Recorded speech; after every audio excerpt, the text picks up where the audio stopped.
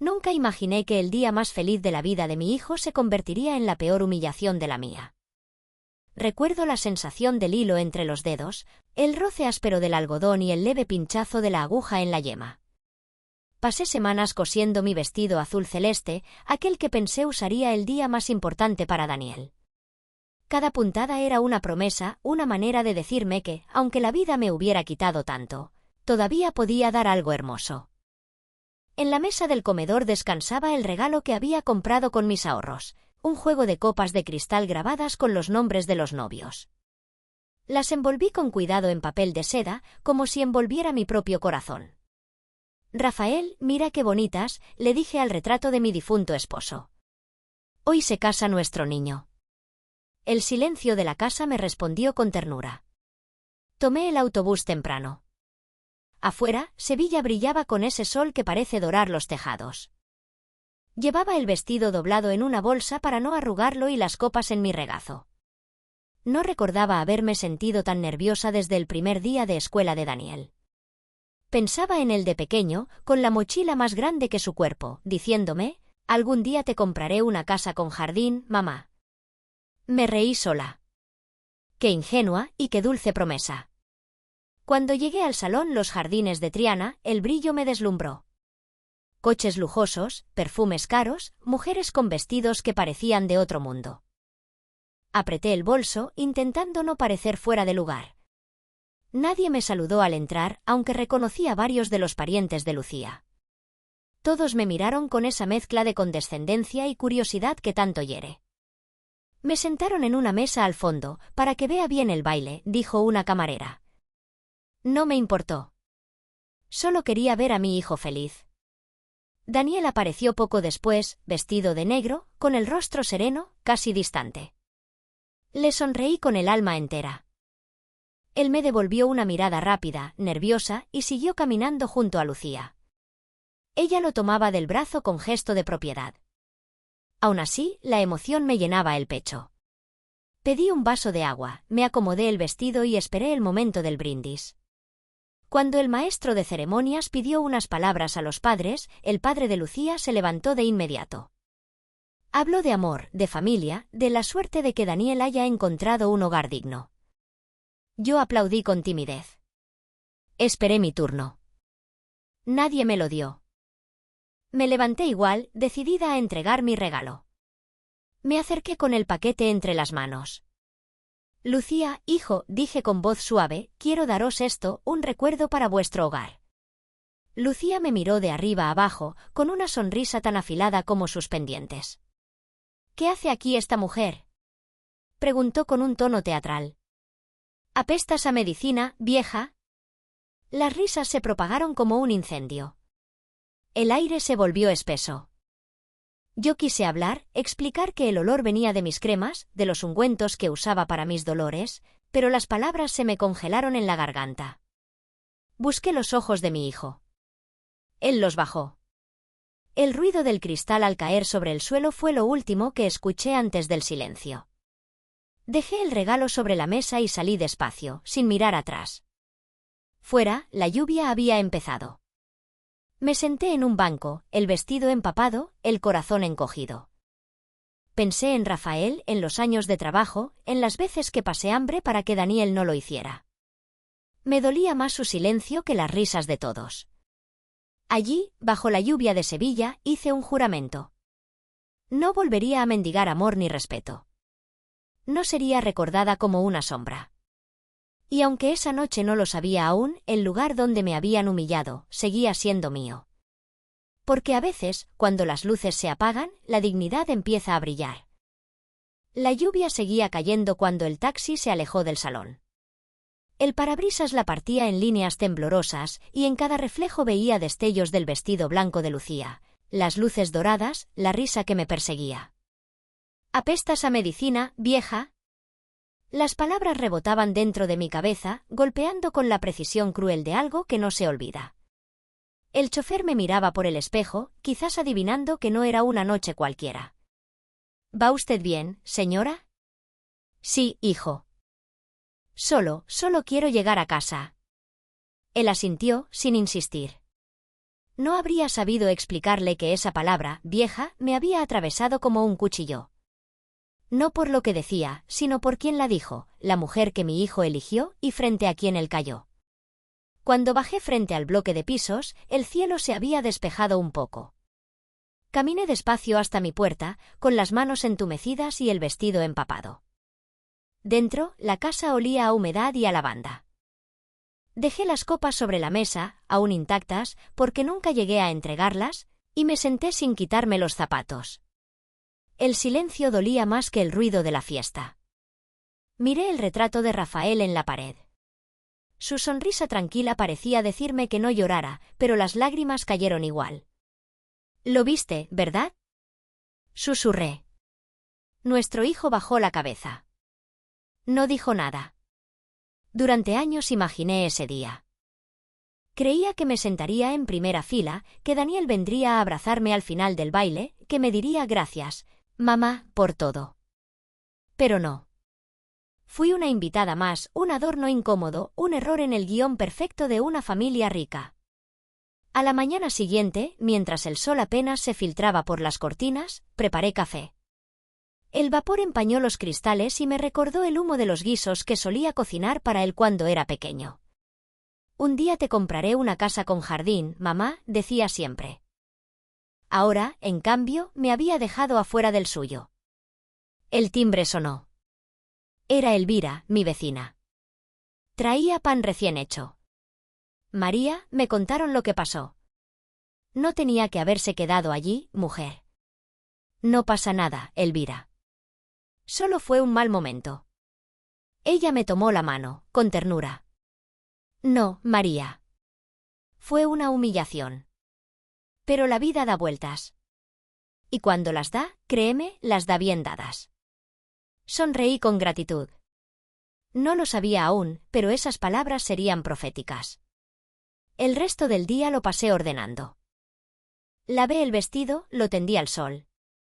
Sus bordes azules brillaban como si se negaran a rendirse. Mientras lo miraba, me di cuenta de que no todo estaba perdido. En el fondo, quedaba algo más fuerte que la vergüenza, una certeza muda, la de que lo que había pasado no sería el final de mi historia. Por la tarde, encendí una vela ante la foto de Rafael. He aguantado cosas peores, viejo, le dije. Pero esta vez no quiero callar. Entonces recordé algo. En algún cajón, entre papeles viejos de mi esposo, quedaban escrituras de un terreno en Cádiz, donde él trabajó antes de morir. Siempre pensé que se había vendido con los años, que ya no tenía valor. Pero esa noche, por primera vez, sentí la necesidad de buscarlo. No por dinero, sino por intuición. Subí a la buhardilla, abrí cajas cubiertas de polvo y encontré la carpeta marrón con su letra firme, Propiedad Herrera Cádiz, parcela 12B. Mi corazón empezó a latir con fuerza. Reconocí la dirección. Era el mismo lugar donde habían construido el salón Los Jardines de Triana. Me quedé quieta, con el papel temblando entre mis manos. Afuera, las campanas de la iglesia dieron las 10. Así que era mío, susurré. De pronto, la vergüenza se transformó en una calma distinta, profunda. Porque esa tierra donde me habían humillado, seguía siendo mía. Y supe, sin saber cómo, que aquel descubrimiento sería el comienzo de mi justicia. Esa noche, el insomnio fue un huésped que no quise ahuyentar. Me quedé en la cocina, con la carpeta sobre la mesa y la radio encendida a un volumen apenas audible. El locutor hablaba de la lluvia que había caído sobre Sevilla y de los embotellamientos por la boda de una familia importante. Reí sin ganas. Nadie sabía que detrás de ese festejo se había quedado una madre sola, mirando unos papeles que olían a pasado.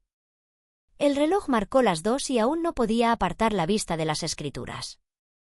Propiedad María Herrera, 50% indiviso. Aquel pedazo de tierra había sido el orgullo de Rafael, el fruto de años trabajando en la construcción. Decía que algún día levantaría allí una casa con azotea y limonero. Pero la vida nos obligó a vender la mitad y el resto quedó olvidado entre trámites. Hasta hoy. Salí al patio con el documento en las manos. La lluvia había vuelto, suave, persistente. Respiré hondo. Olía a tierra mojada y a un tipo de esperanza que no sentía desde hacía décadas. Rafa, murmuré mirando al cielo, ¿tú sabías esto? No hubo respuesta, pero el viento movió las ramas del limonero y quise creer que sí. Recordé entonces aquella noche en que Daniel era apenas un niño. Llovía igual y yo lo llevaba en brazos porque tenía fiebre. No teníamos coche y caminé hasta el centro de salud envuelta en una manta. Él me decía entre sueños, no llores, mamá, que yo me pondré bien. Y lo hizo. Pensé en esa escena mientras miraba mi reflejo en el cristal de la ventana. La mujer que veía ahora no era la misma. Tenía la espalda encorvada, las manos agrietadas, pero en los ojos había algo nuevo. Una firmeza serena, un fuego que dormía bajo las cenizas. Al amanecer, el barrio despertó con su rutina, las persianas subiendo, los panaderos saludando, los niños corriendo al colegio. Yo preparé café y, mientras lo bebía, extendí los documentos sobre la mesa como quien prepara un mapa de batalla. En una esquina del papel había una firma borrosa, la mía. La reconocí al instante. Esa escritura era mi testigo. Decidí ir al registro de la propiedad. Me vestí con sencillez, recogí el pelo y caminé hasta el autobús. Durante el trayecto, observaba a la gente con una mezcla de ternura y distancia. Nadie imaginaba que aquella anciana con una carpeta bajo el brazo iba a reclamar algo que era suyo. La oficina olía a papeles viejos y tinta. Una mujer joven, con gafas y voz amable, me atendió. Buenos días, señora. ¿En qué puedo ayudarla? Quisiera saber si este terreno sigue a mi nombre. Le entregué la carpeta. Ella tecleó en el ordenador, miró la pantalla y luego me observó con extrañeza. Sí, aparece aquí. María Herrera García, propietaria del 50%. ¿Sigue vigente? Totalmente. No ha sido transferido. Sentí que el corazón me golpeaba el pecho. ¿Podría darme una copia certificada, por favor? Claro, señora. Tardará unos minutos. Mientras ella imprimía los documentos, me vi reflejada en el cristal del mostrador. Por primera vez en años, me reconocí. No como la madre avergonzada de la boda, sino como la mujer que había levantado un hogar desde la nada. Al salir, el sol de media mañana bañaba las calles. Caminé despacio, saboreando cada paso. Los niños salían del colegio riendo, los puestos de flores llenaban el aire con olor a jazmín, y pensé que la vida, a pesar de todo, seguía dándome oportunidades. Al llegar a casa, dejé los papeles sobre la mesa y me miré al espejo del pasillo. La imagen que vi me habló con voz firme, las madres no pierden su fuerza. Solo la esconden detrás del cansancio. Sonreí y una calma antigua me recorrió el cuerpo. Sabía que no necesitaba venganza inmediata. Bastaba con la verdad en mis manos, la misma que ellos habían ignorado. Esa tarde, mientras el cielo se teñía de naranja, doblé cuidadosamente los documentos y los guardé en la caja de madera donde Rafael conservaba sus herramientas. Cerré la tapa con decisión. Aquel era mi secreto, mi semilla de justicia. Y mientras la noche caía sobre Sevilla, supe que, por primera vez en mucho tiempo, ya no temía al silencio. Durante días no pude apartar la mente de aquellos papeles. Los guardé en la caja de herramientas de Rafael, junto a un martillo oxidado y un reloj de bolsillo que hacía años había dejado de funcionar. Cada vez que la abría, me invadía una mezcla de orgullo y melancolía, como si de pronto él volviera a estar conmigo, ayudándome a sostener la calma que tanto me costaba mantener. El barrio seguía su curso, niños jugando al balón, vecinos que saludaban desde las ventanas, el olor a pan recién hecho flotando entre las calles. Pero dentro de mí algo había cambiado. Era una sensación casi eléctrica, una chispa que me mantenía despierta. Ya no era solo la viuda silenciosa que pasaba las tardes cosiendo. Ahora tenía un propósito, una verdad bajo el brazo, una oportunidad de poner las cosas en su sitio. Una mañana, mientras regaba las macetas del patio, vi a Elvira apoyada en la reja. «Te noto distinta, María», me dijo con media sonrisa. «Tienes los ojos encendidos». «¿Será el cansancio?» «No, mujer. Eso no es cansancio. Es decisión». No respondí. Ella me conocía demasiado bien. Le ofrecí un café y mientras bebíamos, le conté parte de la historia, lo del terreno, los papeles, el nombre de mi esposo en las escrituras. No le hablé aún de la boda ni de la humillación. No podía. Pero sus ojos lo entendieron todo. Entonces, lo que está construido ahí, sí. El salón donde se casó mi hijo. Elvira se quedó en silencio, girando la taza entre las manos. ¡Ay, María! A veces la vida tiene una puntería cruel. O justa, le respondí con serenidad. Depende de quién dispare. Esa noche volví a abrir los documentos. Me senté en la mesa con una lámpara encendida y un cuaderno abierto, como si necesitara escribir para entender. Leí cada línea, cada firma. Allí estaba mi nombre, claro, intacto. Propiedad indivisa. Catastralmente vigente. No había duda. El terreno seguía siendo mío. Una mitad, sí, pero suficiente. De pronto recordé una tarde, muchos años atrás, cuando Rafael y yo visitamos ese mismo lugar. Era un solar polvoriento junto al mar. Él soñaba con levantar un pequeño salón de eventos, un sitio donde la gente celebre la vida, decía. No llegó a verlo terminado. Murió poco después del accidente en la obra. Años más tarde, Daniel y yo vendimos una parte para pagar sus estudios. La otra mitad quedó en el olvido, enterrada entre papeles. Y ahora, aquel sueño que debía ser de alegría se había convertido en escenario de mi humillación. La ironía me dolió y me fortaleció al mismo tiempo. Al día siguiente decidí volver al registro, pero esta vez con un propósito más claro. Necesitaba un testimonio, alguien que confirmara lo que mis papeles decían. Allí me atendió un hombre mayor, con el cabello blanco y los modales pausados. «Buenos días, señora», saludó amable. «¿En qué puedo servirla?» «Soy María Herrera. Vengo por la parcela 12B de Cádiz. Quisiera confirmar que la inscripción sigue activa». Revisó unos archivos, hojeó una carpeta y asintió. «Aquí está. Propiedad compartida. No hay renuncia, ni venta. ¿Podría certificarlo por escrito?» «Por supuesto». Firmó los documentos, les colocó un sello y me los entregó. «Guarde esto bien, señora. Es su respaldo». Salí de allí con los papeles apretados contra el pecho. Caminé despacio por las calles, mirando los balcones llenos de geranios. Cada paso era una afirmación silenciosa, todavía tengo algo que me pertenece. Esa tarde me senté frente al espejo. No me reconocí del todo.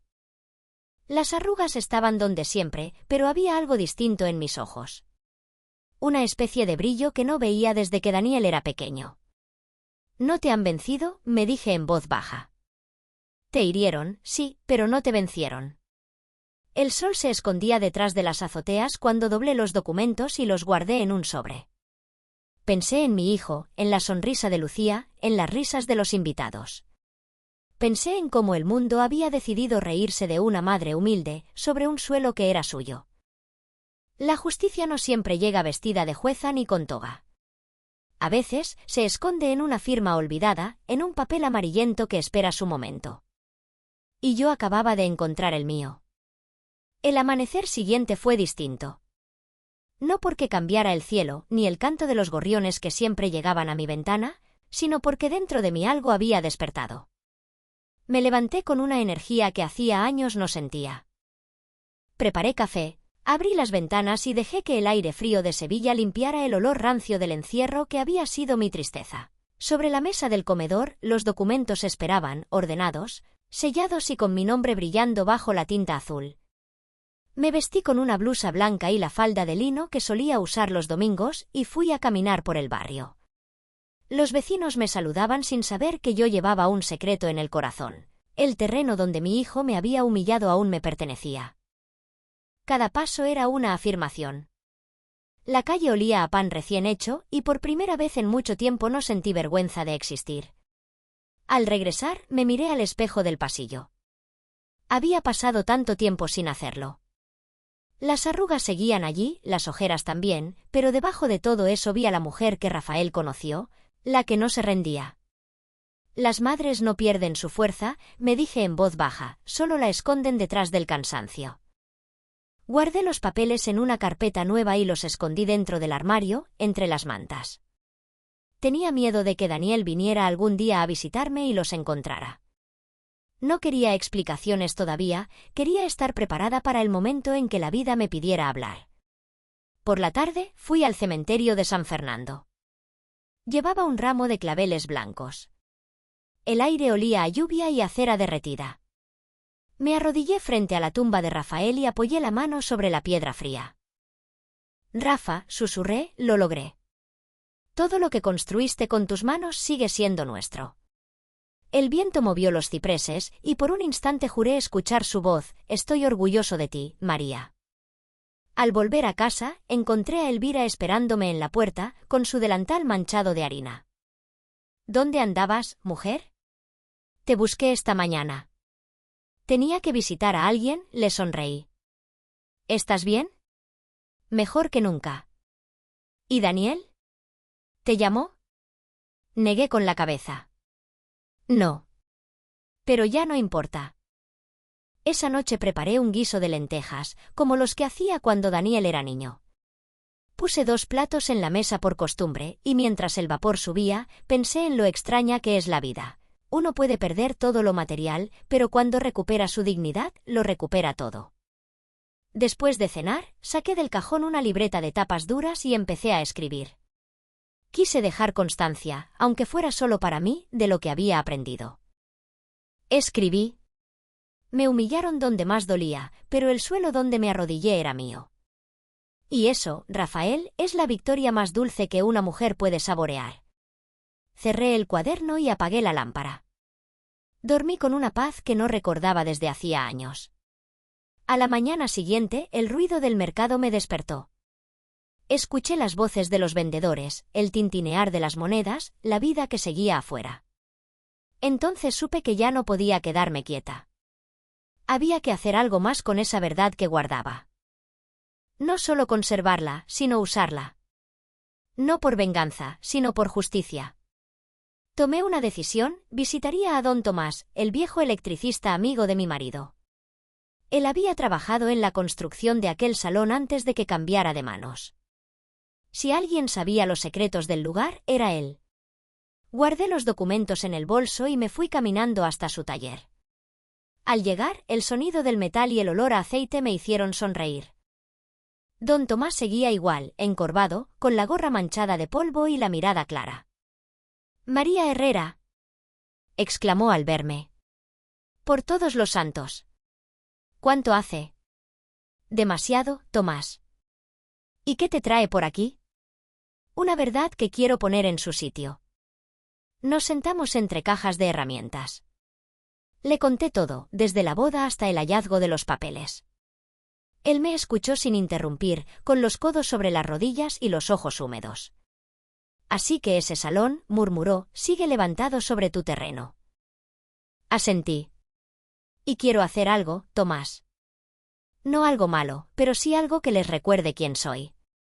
Él suspiró, comprendiendo sin necesidad de más palabras. «Dime qué necesitas».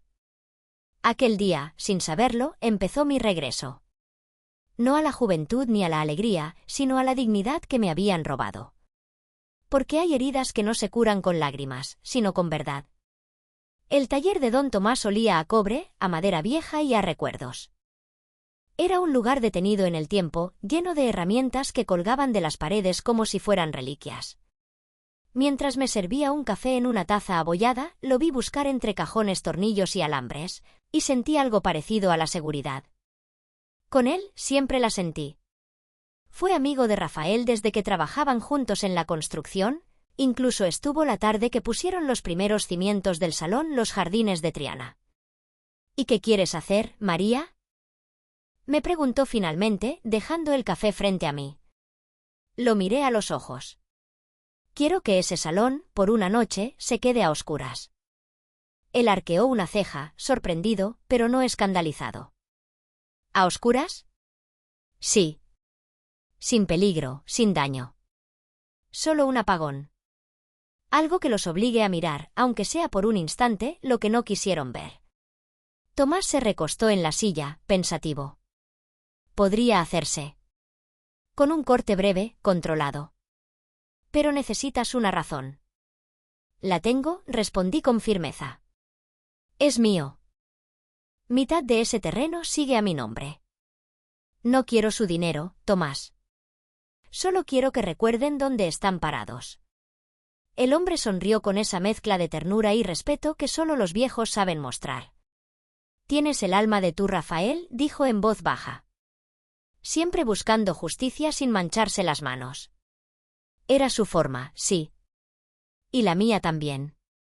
Pasamos la tarde planeando. Él me explicó cómo funcionaba la instalación eléctrica, las líneas de emergencia, los generadores. Yo lo escuchaba atenta, tomando notas en una libreta.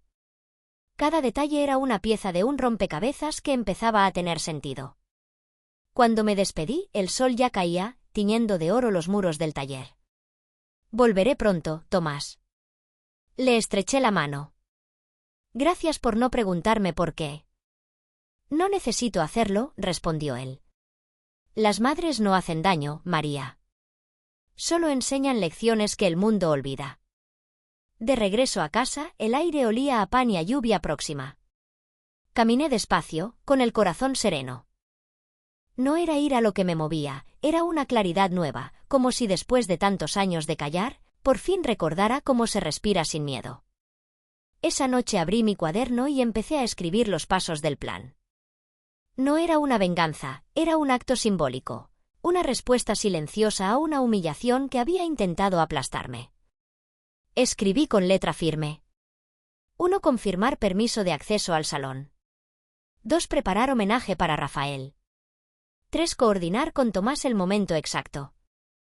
4. Recordar, ninguna venganza vale si no hay verdad detrás. Al día siguiente, llamé al salón fingiendo ser una cliente interesada. Me atendió un joven llamado Raúl, encargado del lugar. Buenas tardes, soy María Herrera. Mi difunto esposo trabajó en la construcción de este salón hace muchos años. Me gustaría colocar una pequeña placa conmemorativa en su memoria. Solo una tarde. El chico dudó un instante, pero su tono se suavizó. Claro, señora. Qué bonito gesto. Avísenos cuando desea venir. Colgué el teléfono y sentí un temblor recorrerme los brazos. Todo estaba en marcha. Por la tarde, me senté frente al ordenador viejo que Daniel me había dejado años atrás. Aprendí a usarlo viendo tutoriales, y aunque mis dedos se movían lentos, sabía exactamente lo que quería hacer. Rebusqué entre viejos archivos de fotos y encontré una carpeta olvidada, Daniel niño. Allí estaban las imágenes de su infancia, su primer uniforme, su sonrisa sin dientes, Rafael levantándolo en brazos. Las miré largo rato, y un nudo me apretó la garganta. Abrí un programa de vídeo sencillo y comencé a armar una secuencia. Puse música suave de fondo y sobre las imágenes grabé mi voz. Este es mi hijo, Daniel. Lo crié sola, con las manos vacías, pero con el corazón lleno. Después añadí un fragmento que había grabado sin querer unos meses antes, cuando Lucía hablaba por teléfono y no sabía que la cámara del móvil estaba encendida. Su voz sonó clara. Esa vieja debería quedarse en su casa. Huele a medicina, como si la muerte la siguiera. El contraste me heló la sangre. Pero era necesario. No para humillarla, sino para exponer la verdad. Cerré el vídeo con una frase que me salió del alma. El amor se apaga cuando se olvida quién encendió la primera luz. Lo guardé bajo un nombre discreto, presentación. MP4. Al mirarlo completo, supe que no era crueldad, sino justicia. Un espejo donde cada uno vería lo que había hecho. Esa noche dormí profundamente. Por primera vez, no soñé con la boda ni con las risas. Soñé con un salón en penumbra, con rostros confundidos, con mi voz llenando el silencio. Y entendí que el plan no era para destruirlos. Era para recordarme a mí misma que todavía podía iluminar mi propia oscuridad. Los días siguientes fueron una mezcla de calma aparente y agitación secreta. Nadie lo sospechaba, pero bajo mi rutina sencilla, el mercado, el café de media tarde, las charlas con Elvira en la reja, crecía un propósito firme. Cada acción mía tenía un sentido oculto. Cada palabra, cada silencio, era parte de algo más grande. El vídeo estaba terminado. Lo había visto tantas veces que ya no me dolía. Lo conocía de memoria, las risas de Daniel niño, su voz cuando decía mamá, el eco de mis palabras, y luego, aquella frase de Lucía, cruel y altiva, que ahora ya no me provocaba lágrimas, sino una calma fría, como si me perteneciera el poder de exponerla sin pronunciar un solo insulto. Me quedaba solo un paso, entrar al salón y asegurarme de que todo estuviera listo para la proyección. Fui un martes, con mi vestido gris y un pañuelo de flores. Raúl, el encargado, me recibió con amabilidad. Así que su esposo trabajó aquí, señora María. ¡Qué bonito homenaje! Sí, mentí sin pestañear. Él puso algunos de los cimientos. Siempre quiso que este lugar fuera símbolo de alegría. Raúl sonrió. Y lo es. Aquí se celebran bodas, aniversarios, eventos de todo tipo. Si quiere, podemos preparar una pequeña mesa en un rincón para su recuerdo. Le agradecería mucho. Solo necesito colocar una pantalla con unas imágenes. Nada más. Por supuesto. Avíseme con tiempo. Al salir, respiré hondo.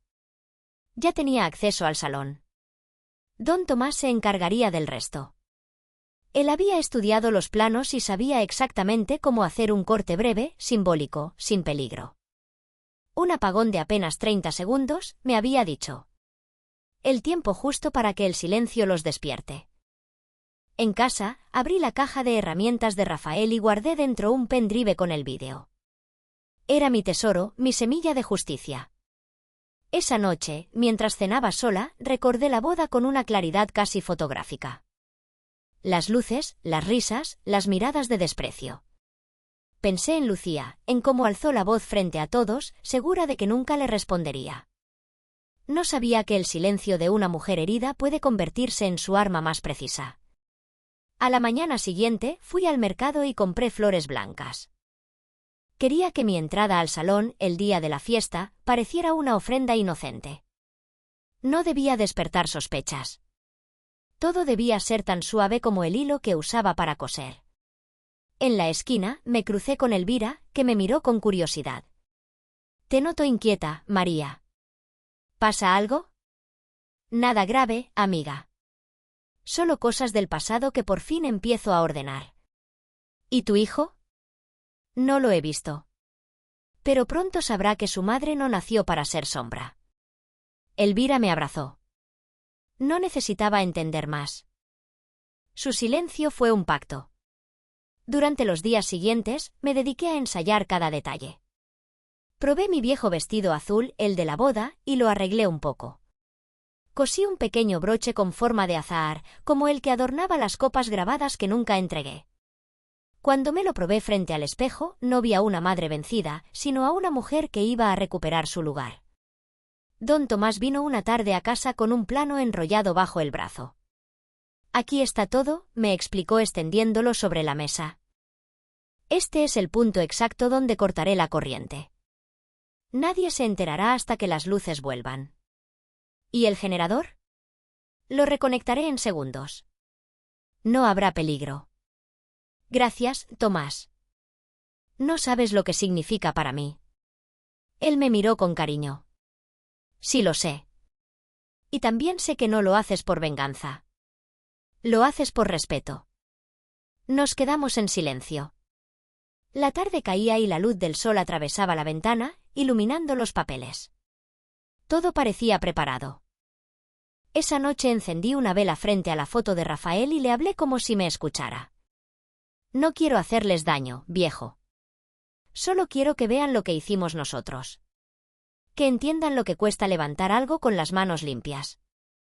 Guardé el vestido azul en una funda, junto con el pendrive y una carta que escribí a Daniel. No era una carta de reproches, sino de verdad. «Hijo mío, un día olvidarás mi voz, pero no podrás olvidar mi silencio. El amor de una madre no se mide en dinero ni en apariencias. A veces, solo hace falta apagar la luz para ver lo que brilla de verdad. Cuando terminé de escribir, sentí una paz extraña. No era felicidad, era algo más profundo, la certeza de que, pase lo que pase, ya no me quedaba nada que temer. Faltaban solo 3 días para la fiesta que Lucía había organizado en ese mismo salón. Una noche de agradecimiento, decían las invitaciones que vi circular por las redes. ¡Qué ironía! La fiesta de la vanidad se celebraría justo sobre la tierra que aún me pertenecía. Y cuando las luces se apagaran, no serían solo bombillas las que se quedarían en la oscuridad. Sería la máscara entera de su orgullo. El sábado amaneció con un cielo limpio, como si Sevilla misma respirara en calma antes de la tormenta. Me desperté temprano, preparé café y pasé la mañana ordenando la casa. No por costumbre, sino para dejarla en paz, como si intuyera que al volver de aquella noche no sería la misma. El vestido azul colgaba en la puerta del armario. Lo toqué con cuidado, recordando las horas que pasé cosiéndolo, cada puntada una ilusión, cada hilo un trozo de esperanza.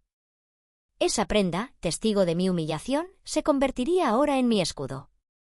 Encendí la radio. En las noticias hablaban del evento en los jardines de Triana. La joven empresaria Lucía Martínez organiza una gala benéfica en honor a los recién casados. Sonreí sin ironía. ¡Qué mundo tan hábil para convertir la soberbia en espectáculo! A las 6 de la tarde me vestí. Peiné mi cabello con una trenza baja y coloqué un pequeño broche de azahar sobre el hombro, símbolo de los comienzos que una vez soñé. Miré mi reflejo, el azul del vestido resaltaba mis canas y mis manos temblaban un poco, no de miedo, sino de emoción contenida. A las 8, el taxi me dejó frente al salón. Desde fuera, las luces brillaban como si todo el edificio respirara vanidad. En la puerta, un guardia me saludó sin sospechar nada. «Buenas noches, señora». «Buenas noches, hijo. Vengo al evento. Soy María Herrera, la madre del novio». El hombre asintió con una sonrisa profesional. «Por supuesto. Pase usted». Al cruzar la entrada, el aire cambió. Todo olía a perfume caro, a vino, a flores que no decían nada. En el escenario, una orquesta tocaba melodías suaves. Los invitados hablaban en grupos y algunos me miraron con extrañeza, como si vieran un fantasma que se había colado entre ellos. Lucía estaba en el centro del salón, vestida de rojo intenso. Su risa llenaba el espacio, la misma risa que escuché aquella noche de la boda. Daniel estaba a su lado, más delgado, con un gesto cansado. Nuestras miradas se cruzaron. En sus ojos había sorpresa y algo más, vergüenza. No dije nada. Caminé con paso lento, segura. Me acerqué a Raúl, el encargado, que sonrió al reconocerme.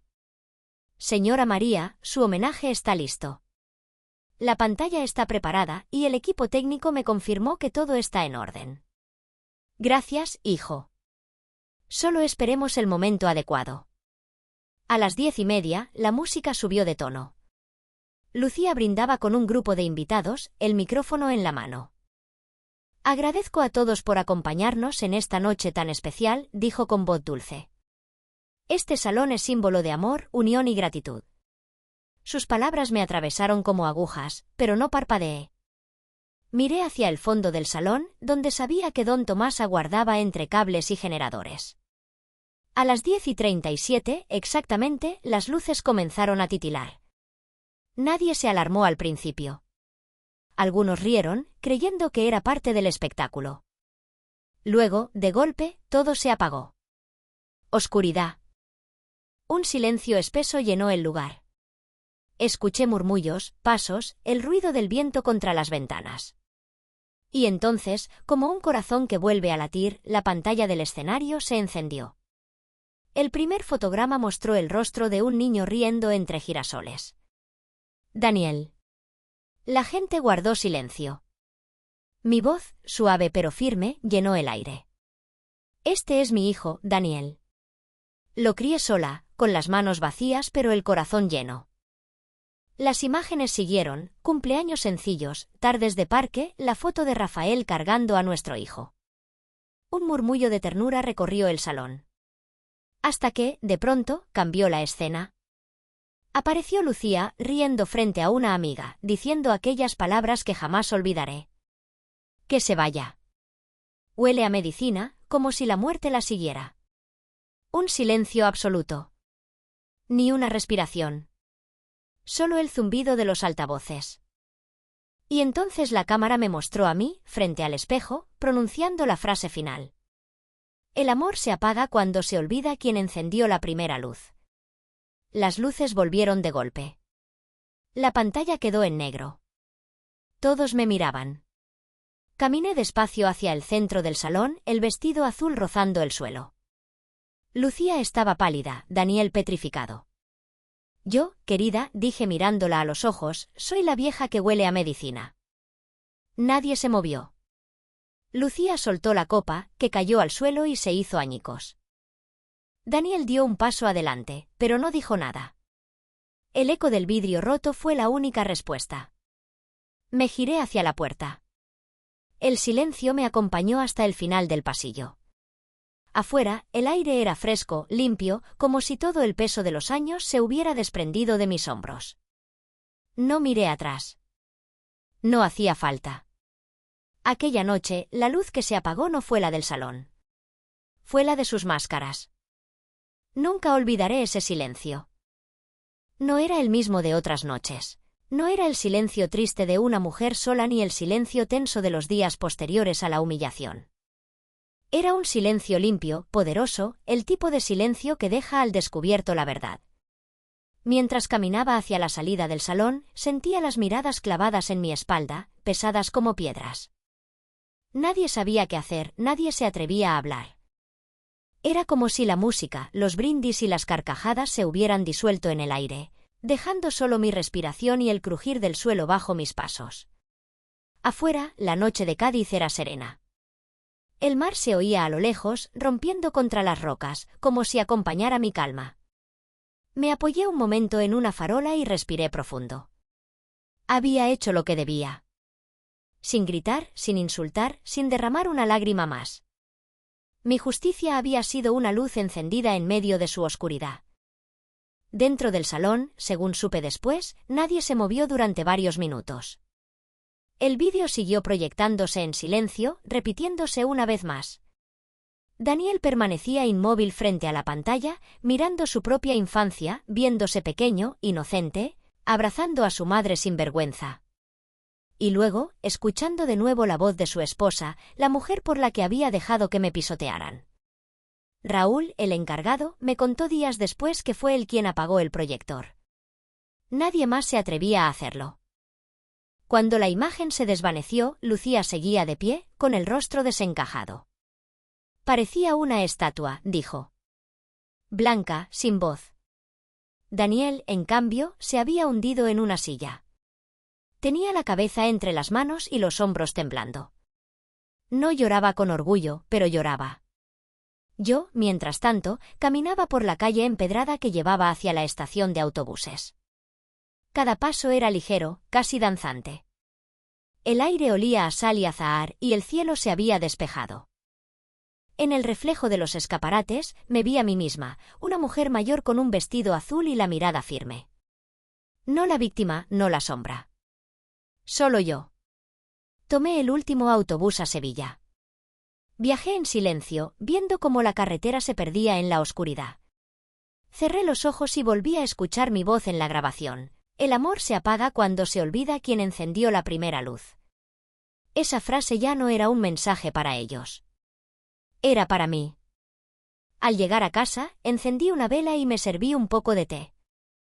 La calma que sentía no era euforia ni revancha, era algo más profundo, como si por fin hubiera devuelto al mundo su propio reflejo. En la radio hablaban del extraño suceso en la fiesta de los Martínez Herrera. Un vídeo proyectado de forma misteriosa interrumpió la gala y dejó a los invitados en completo silencio. Sonreí.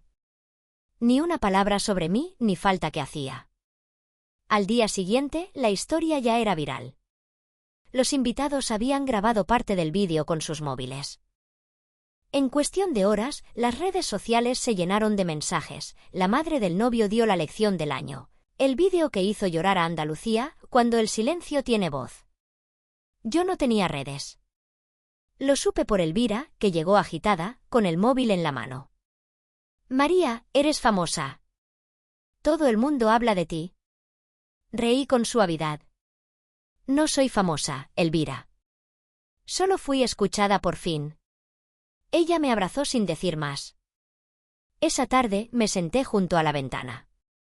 El cielo estaba encapotado y el viento traía olor a tierra húmeda. Miré el limonero del patio, el mismo que había plantado con Rafael cuando Daniel era niño. Sus ramas se movían despacio, y en una de ellas asomaba un fruto nuevo, pequeño y verde. Pensé en Daniel. Imaginé su rostro al ver el vídeo, al escuchar su propia voz de niño mezclada con la mía. Tal vez por primera vez en su vida entendió lo que había olvidado, que detrás de cada sacrificio de madre hay una historia que no se apaga con el tiempo. Esa noche dormí profundamente, sin pesadillas. No había ganado dinero, ni admiración, ni perdón. Pero había ganado algo más valioso, mi nombre. Y cuando la gente en el pueblo me vio pasar al día siguiente, con la cabeza alta y el paso tranquilo, ya nadie murmuró. Nadie volvió a llamarme la vieja que huele a medicina. Porque ahora todos sabían que la luz que apagaron una noche, la encendí yo misma. Durante semanas, Sevilla entera habló del vídeo. Yo no tenía redes, pero bastaba con salir a comprar pan para notar las miradas, los murmullos, los gestos de respeto. Algunos me llamaban la madre de la boda apagada, otros simplemente me sonreían al cruzarme por la calle. No lo buscaba, ni lo deseaba, pero sentía que algo había cambiado.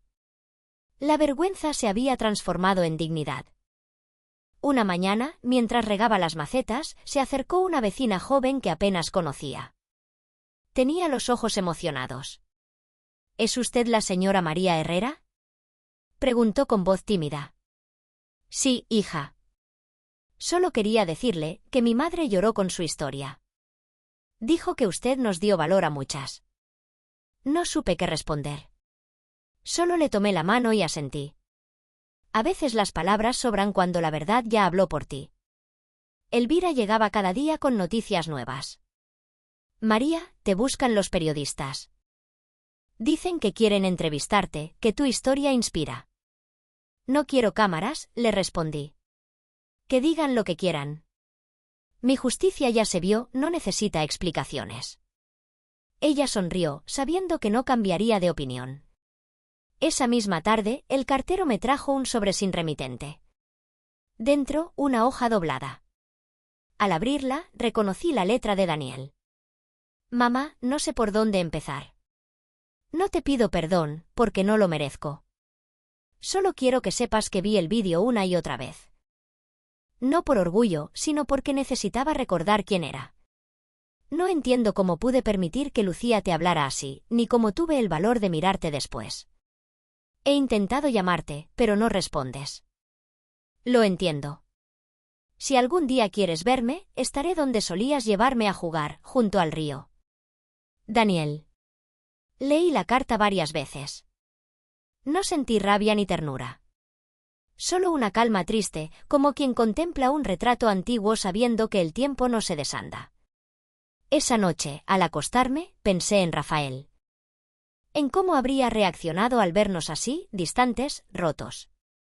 Tal vez habría puesto su mano sobre mi hombro y me habría dicho que no todo está perdido mientras haya arrepentimiento. Pero yo no estaba lista para perdonar. No todavía. Los días pasaron lentos. Los noticieros continuaban repitiendo la historia. Una madre sevillana sorprende a todos con un acto silencioso de justicia. Algunos me idealizaban, otros inventaban versiones.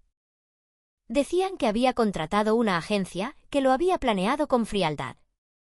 Si supieran que todo nació una noche bajo la lluvia, con un corazón roto y una verdad olvidada. Una tarde, mientras limpiaba la cocina, oí a Elvira llamándome desde la puerta. Traía un periódico bajo el brazo. Mira, María, te han dedicado una página entera. En la portada aparecía una foto mía tomada de lejos, saliendo del salón aquella noche, con el vestido azul reflejando las luces. El titular decía, el silencio más valiente de Andalucía. Reí por primera vez en mucho tiempo. Valiente no, Elvira. Solo cansada de callar. Esa noche preparé un café y me senté frente al retrato de Rafael. La casa estaba en silencio, pero no pesaba. Era un silencio distinto, lleno de presencia. «Viejo», le dije, «la vida da vueltas, ¿eh? ¿Quién iba a decir que aquella tierra que compraste con tanto sacrificio iba a devolvernos el respeto?» Sentí, como tantas veces, que él estaba allí, escuchándome desde algún rincón. Poco después, recibí una visita inesperada. Era Daniel. Llegó sin avisar, con el rostro demacrado y los ojos enrojecidos. Llevaba una mochila al hombro y las manos vacías. «Mamá», dijo apenas cruzar la puerta. «Tenía que verte». No supe si abrazarlo o mantenerme firme. Me quedé inmóvil, sosteniéndole la mirada. «Pasaste mucho tiempo sin hacerlo», respondí con voz serena. «¿Qué quieres ahora?» «Nada. Solo hablar». «Hablar no borra lo que hiciste, Daniel». «Lo sé. Pero si no lo intento, no podré seguir viviendo con esta culpa». Nos quedamos un momento en silencio. Afuera, la lluvia comenzaba a caer otra vez, como si el cielo repitiera nuestra historia. Le ofrecí asiento, le serví café. No dije más. Que hablara él. «Lucía se fue», dijo al fin. «Se marchó después de la fiesta. Me dejó solo». «Era cuestión de tiempo», respondí. «Los que desprecian a los suyos siempre terminan huyendo». Él bajó la cabeza. «Tienes razón. Pero lo peor no es que se haya ido. Lo peor es saber que tuve que perderlo todo para entender lo que valías».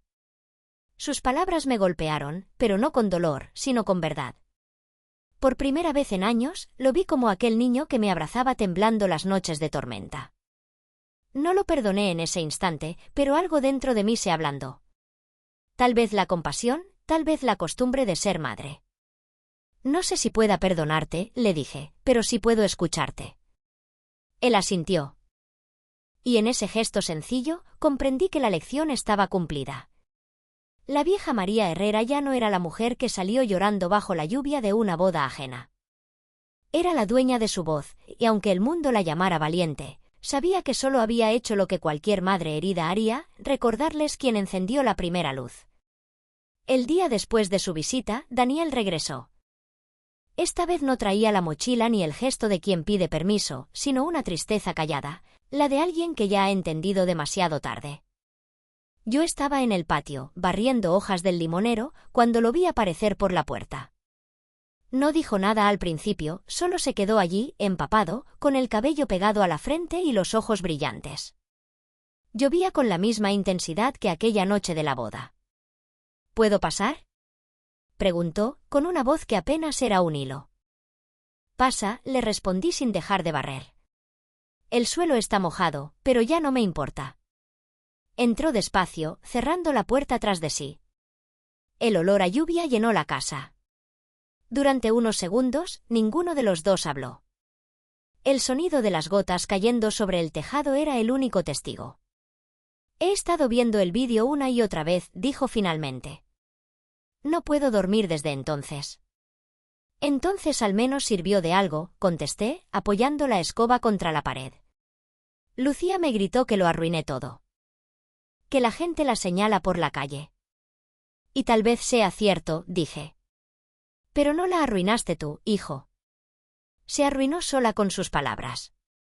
Se sentó a la mesa, igual que cuando era niño y venía a contarme sus travesuras. Le serví un café sin preguntarle si quería. Tomó la taza entre las manos, buscando calor. «Mamá, ¿por qué lo hiciste?», preguntó al fin. «Porque ustedes lo hicieron primero». Él levantó la vista, confundido. «No lo entiendo». «Porque el silencio también puede tener voz, Daniel», le expliqué con calma. «Me callé tantos años, aguanté tus olvidos, tus excusas, tus silencios. Pero el día de tu boda, cuando ella me humilló y tú bajaste la cabeza, ese silencio ya no era amor, era sepultura. Y yo no pienso enterrarme viva». Sus ojos se llenaron de lágrimas. «Tenía miedo, mamá». «Lo sé. Pero los miedos se enfrentan, no se heredan. Tú me dejaste sola cuando más te necesitaba. Y eso no lo arregla un llanto. Se quedó quieto, sin palabras. Su rostro, antes arrogante, era ahora el de un muchacho perdido. Lucía me dijo que el salón era de su familia, que gracias a ellos teníamos todo lo que tenemos, murmuró. ¿Todo? Reí con suavidad. Lo único que tienes, Daniel, lo construyó tu padre con sus manos y yo con mis costuras. Ese salón, incluso ese suelo donde te casaste, tiene mi nombre grabado. Así que no me hablen de todo, porque todo salió de aquí, dije tocándome el pecho. No lo decía con rabia, sino con una paz que me sorprendió. Había llegado el momento de hablar, no de herir. Daniel apartó la mirada. No sé cómo reparar lo que hice. No puedes, le respondí. Pero sí puedes aprender. El silencio volvió, pero esta vez no pesaba. Era el silencio de las verdades que por fin se pronuncian. ¿Y ella? Pregunté. Se fue con su familia. Dijo que no podía soportar la vergüenza. Entonces ya tienes espacio para mirarte al espejo, dije mientras me sentaba frente a él. Nos quedamos así, frente a frente, dos generaciones heridas por el mismo orgullo. Por primera vez, no vi en él al hombre que me avergonzó, sino al niño que una vez me juró que cuidaría de mí. Mamá, dijo de pronto, con la voz rota, ¿alguna vez volverás a verme como antes? No, hijo. Porque ya no soy la misma. Pero eso no significa que te odie. Significa que aprendí a quererme un poco más. Él se levantó y me abrazó. Fue un gesto torpe, como si temiera romperme. Yo no lo rechacé, pero tampoco respondí al principio. Después, poco a poco, mis brazos se movieron solos, rodeando su espalda. No era perdón, pero sí un comienzo. «Qué tonto fui, mamá», susurró contra mi hombro. «No, hijo. Fuiste joven. Y los jóvenes creen que la luz siempre viene de afuera». Nos quedamos abrazados un largo rato. Afuera, la lluvia seguía cayendo, pero ya no sonaba triste. Era como si lavara todo lo que quedó entre nosotros. Cuando se fue, la casa olía a café y a paz. Me quedé mirando la puerta cerrada, sabiendo que no tardaría en volver. La justicia no había roto mi familia. La había limpiado, como la lluvia limpia los tejados viejos. Y por primera vez desde aquella boda, me senté en la mesa, serví 2 tazas y sonreí. Porque ahora sí, el silencio había cumplido su propósito. La noche siguiente a su visita, volvió a llover. No una lluvia violenta, sino esa llovizna suave que parece acariciar las calles y que deja en el aire un olor a limpio, a nuevo comienzo. Me encontraba sentada junto a la ventana, tejiendo, cuando escuché los golpes en la puerta. 3, pausados, conocidos. Al abrir, allí estaba Daniel, empapado de pies a cabeza. Su camisa se pegaba al cuerpo, el cabello goteaba sobre el suelo, y los ojos traían una súplica que reconocí sin necesidad de palabras. «No puedo estar solo, mamá», murmuró. «¿Puedo quedarme unos días?» Asentí despacio. «Entra. Y deja esos zapatos ahí, que el suelo no necesita más agua de la que cae del cielo». Sonrió con un gesto breve, como si le aliviara la normalidad de mi tono. Fui a buscarle una toalla y una manta. Mientras se secaba, preparé una sopa caliente. El sonido del hervor y el olor del pimentón llenaron la casa. Era como si los años se deshicieran en el vapor. Comimos en silencio. Él a veces levantaba la vista, buscando en mí una señal, y yo me limitaba a servirle más. No hacía falta hablar. Había palabras que ya habían sido dichas, y otras que aún no estaban listas. Cuando terminó, dejó la cuchara y respiró hondo. «He estado buscando trabajo». Lucía se llevó el dinero, el coche, hasta las llaves del piso. «El dinero va y viene, Daniel», le respondí con calma. «Lo que no vuelve es el respeto, pero aún puedes aprender a ganarlo». Bajó la cabeza. «Lo sé, mamá. Y quiero hacerlo. Quiero empezar de nuevo». Me quedé observándolo un momento. La lluvia repicaba en las persianas, y por primera vez desde aquella boda, lo vi distinto, más hombre que hijo, más arrepentido que avergonzado. «Mañana iremos al mercado temprano», dije. Me ayudarás a cargar las bolsas y luego pasaremos por la tienda de Carmela. Ella necesita manos para pintar el local. ¿Pintar?, preguntó sorprendido. Sí, hijo. El trabajo, aunque pequeño, siempre dignifica. Y el alma se repara mejor cuando las manos están ocupadas. Él asintió, casi sonriendo. Aquella noche durmió en el cuarto que fue suyo. Lo vi desde la puerta, recostado sobre la cama, con la manta hasta el pecho. Dormía profundamente, como cuando era niño. Me quedé mirándolo un rato, recordando las noches en que le cantaba para que no tuviera miedo a la oscuridad.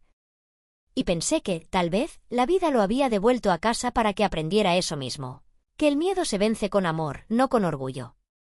Los días pasaron tranquilos. Íbamos juntos al mercado, él cargaba las bolsas, saludaba a las vecinas.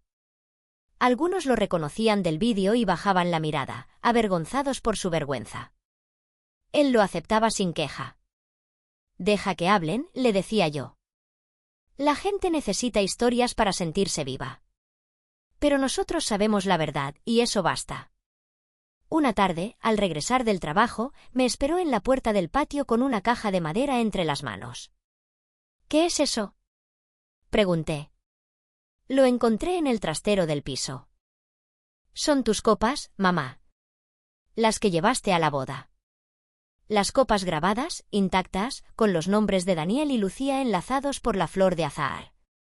Las toqué con delicadeza y un nudo me apretó la garganta. Quiero que las guardes tú, me dijo. Ya no significan lo mismo, pero quiero que recuerden otra cosa, que no todo está roto. Las coloqué en la vitrina del salón. Allí, bajo la luz tenue, los grabados parecían nuevos, brillantes. Y sentí, por primera vez, que el pasado podía habitar conmigo sin doler. Esa noche salimos al patio. La lluvia seguía cayendo, fina, constante. Daniel levantó la mirada al cielo.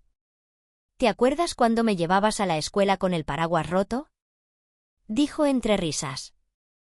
¿Cómo olvidarlo?, contesté.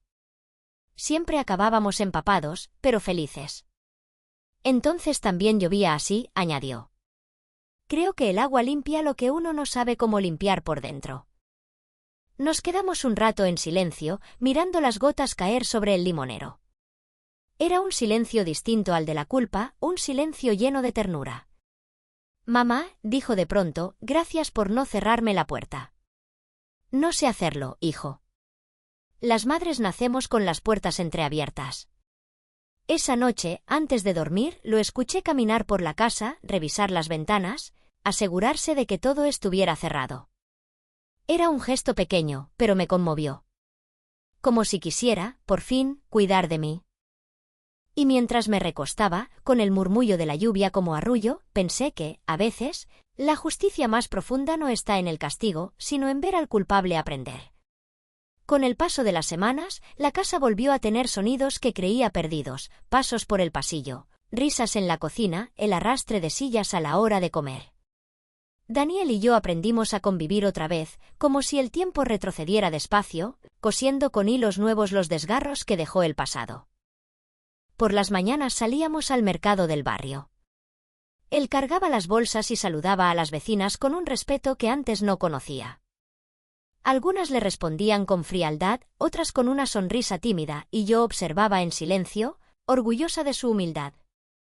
No necesitaba disculpas, sus gestos hablaban por él. Un domingo, después de comer, me propuso dar un paseo por Sevilla. Hacía años que no caminábamos juntos por el centro. El cielo estaba despejado y las calles olían a azahar. Caminamos por la Avenida de la Constitución, escuchando a los músicos callejeros y observando a los turistas fotografiar la catedral.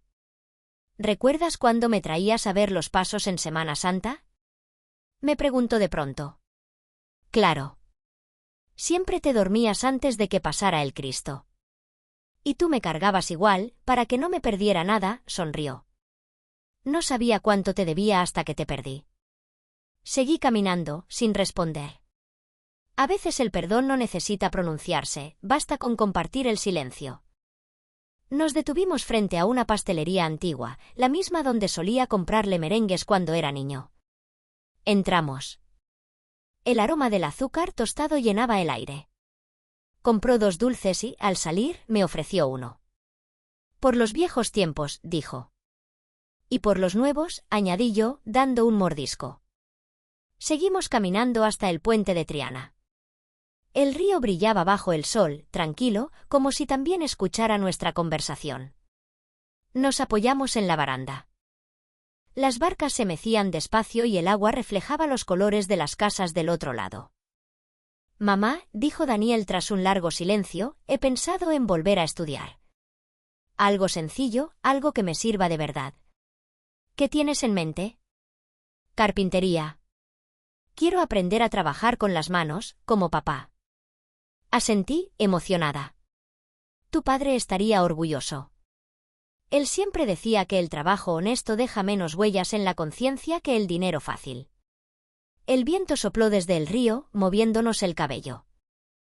Lo miré de reojo, ya no era el mismo joven altivo que se había casado para aparentar. Era un hombre con cicatrices visibles y con un brillo nuevo en los ojos, un brillo parecido al que vi en Rafael cuando hablaba de sus sueños. ¿Crees que pueda cambiar, mamá? Preguntó con voz baja. Claro que sí. Pero no para mí ni por lo que pasó. Cambia por ti, Daniel. Porque vivir sin respeto es otra forma de morir en vida. Él asintió y se quedó mirando el agua. A su lado, el rumor del río me trajo recuerdos de cuando era niño, cuando lanzábamos piedras al agua para ver quién hacía más ondas. Sin decirlo, ambos entendimos que estábamos haciendo lo mismo, intentando que nuestras ondas volvieran a tocarse. Al caer la tarde, fuimos al cementerio de San Fernando. Llevábamos flores frescas para Rafael. Caminamos en silencio entre los cipreses hasta llegar a su tumba. Daniel se agachó, limpió con la mano las hojas secas y colocó el ramo sobre la lápida. Hola, papá, dijo con voz temblorosa. No he sido el hijo que merecías, pero estoy intentando aprender. Mamá me está ayudando. Yo me quedé de pie detrás de él, con una mano sobre su hombro.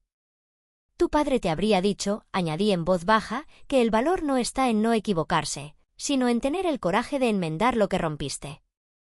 Daniel levantó la vista hacia el cielo, donde un rayo de sol se colaba entre las ramas. Entonces quiero ser valiente, mamá. ¿De verdad? Ya lo estás siendo, hijo, le respondí. Volvimos a casa caminando despacio, sin prisa. Las calles olían a pan tostado y a jazmín. Por primera vez en mucho tiempo, sentí que Sevilla respiraba conmigo, que el peso de la culpa empezaba a disolverse. Esa noche cenamos juntos y, antes de dormir, Daniel me dio las buenas noches como cuando era pequeño. Cerré la puerta de su cuarto y apoyé la frente en la madera. No recé, pero di gracias en silencio. Porque la justicia que una madre busca no siempre es castigar. A veces es solo recuperar lo que ama, ver a su hijo volver a casa con el alma limpia y las manos dispuestas a construir de nuevo. Y en ese momento supe que el perdón, como la flor del azahar, florece en silencio, pero su aroma llena toda la casa. Pasaron los meses, y la vida, poco a poco, volvió a tener un ritmo dulce, pausado. Daniel consiguió trabajo en un pequeño taller de carpintería cerca del barrio. Llegaba a casa con las manos manchadas de serrín, cansado pero contento. Cada vez que lo veía entrar con ese olor a madera recién cortada, me parecía ver un reflejo de su padre. A veces, al oírlo tararear mientras lijaba alguna tabla en el patio, cerraba los ojos y juraba escuchar la voz de Rafael mezclada con la suya. Las tardes se volvieron nuestro refugio. Tomábamos café en el patio mientras el sol se escondía tras las azoteas. Daniel hablaba de sus proyectos, de los muebles que quería fabricar, de las cosas simples que había aprendido a valorar, el descanso, la comida casera, la paz.